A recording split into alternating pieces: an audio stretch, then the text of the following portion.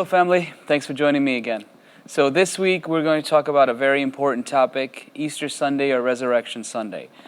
This is such an important time for Christians because this is the time that we believe that Jesus was risen from death and saved us from our sin, sacrificed himself and saved us from sin. And so it's a wonderful joyous occasion in a Christian's life to remember that the sacrifice that Jesus had given to us. And so, we look at Easter and sometimes we are inundated with so many other things like colorful eggs and the Easter bunny and things like that. But it's very important that we don't forget the true meaning of Easter. And, this again was Jesus came down from heaven and sacrificed himself so that we can once again have a relationship with God. And that is the true meaning of what Jesus did for us, and so that we can once again be reunited with our Father in heaven. And it's an amazing time because we celebrate this joyous occasion. Jesus defeated death, and he's victorious, and we are so happy that we can celebrate this time with other Christians and even non-Christians as well. So it's an important time, and we hope that you enjoy this time as well.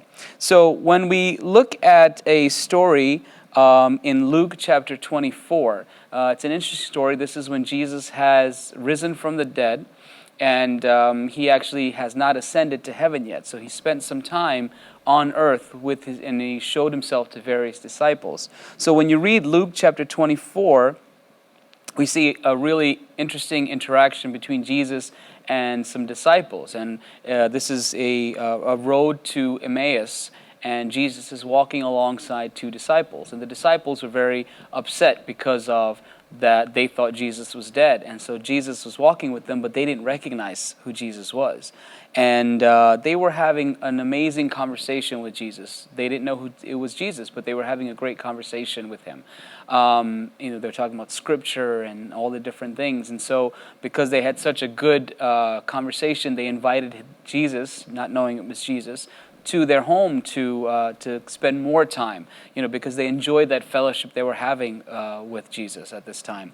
And when Jesus broke bread with them, all of a sudden it says in the Scripture that verse 31, it says, then their eyes were opened and then they recognized him. So that's really amazing that when Jesus broke bread with them, something that they've done before with Jesus, then their eyes were open and they recognized them. And so I thought this was a very powerful passage that, sometimes in life we get so distracted by different things that are happening and we don't realize that Jesus is right there the whole time with us. And, when they finally sat down with Jesus and had communion with him and had a relationship with him and wanted to spend more time with him, all of a sudden their eyes were open and then they realized who Jesus was, and then they were so happy that they had that time. So I see that it's an amazing thing that Jesus did here to show that, don't get distracted by the different things that's happening in your life, as depressing it may be or saddened as it may be, that to know that Jesus is walking with you the whole time is an amazing thing.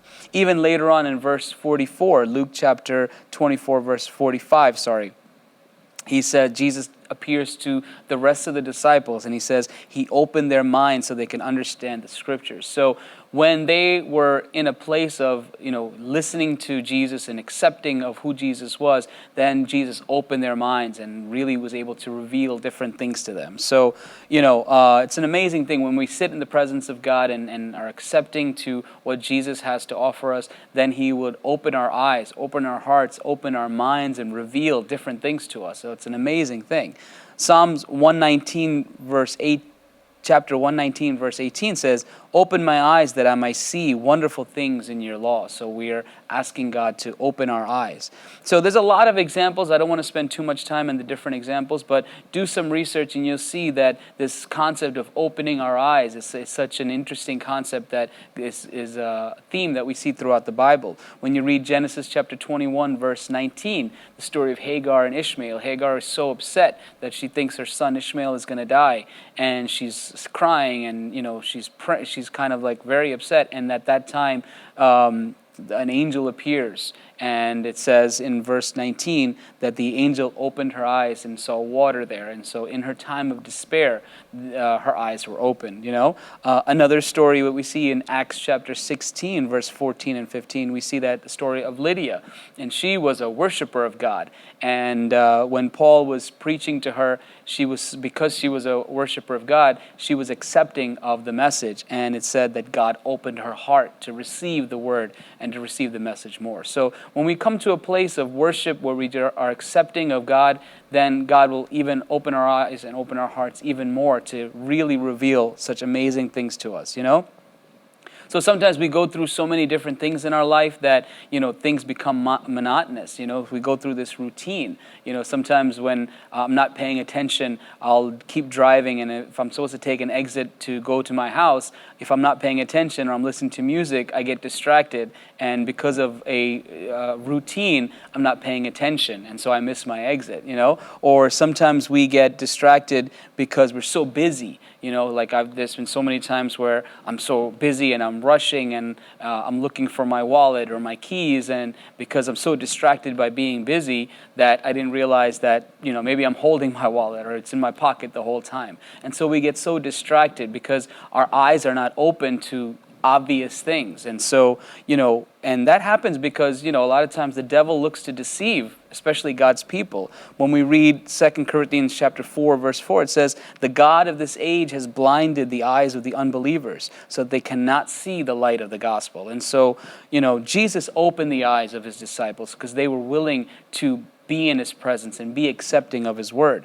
So we have to pray that God reveals his word to us and his message to us, and ask God to open our eyes so that we can see his will in our life. If we are distracted by so many things that's happening, or we're going through our routines, or we're so busy in our life, we can miss out on an opportunity where God can speak to us. And so if we sit down and worship him, again, that's the purpose of worship. We worship him, we kind of come in line and in tune with God's Spirit so that we can hear him, and God will open our hearts, and God will open our minds, and God will open our eyes and see what God has planned for us. So as you come to the Easter service, as people are coming to the Easter service, we want to make sure that we are able to remind people of the sacrifice that Jesus did, and the songs that we select, the songs that we choose, should be a reminder to those people. So every time we sing certain songs, we should be able to remind them that Jesus is with them, that